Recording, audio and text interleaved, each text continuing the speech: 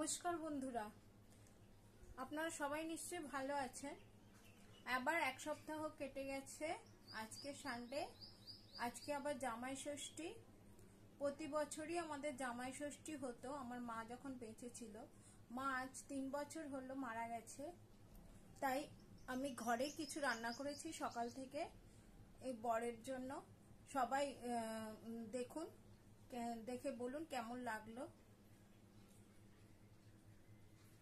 Plane ভাত রান্না করেছি,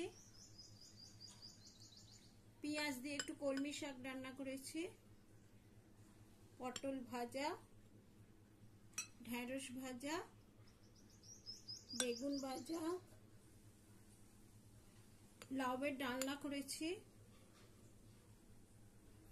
আমের ডাল করেছি, পাঁচমিশালি একটা তরকারি রান্না করেছি, 2 রকম মাছ রান্না করেছি। একটা হচ্ছে দই চিংড়ি করেছি, আর একটা রুই মাছের কালিয়া রান্না করেছি। শেষ পাতে খাওয়ার জন্য টক দই রেখেছি, আর 2 রকম স্যালাড রেডি করেছি। একটা স্যালাডে আছে শসা, টমেটো, পেঁয়াজ, কাঁচা লঙ্কা, আর একটা ফ্রুট স্যালাড রেডি করেছি যাতে আছে জামরুল, আপেল, লিচু, জাম, শসা, আম এবং পেয়ারা।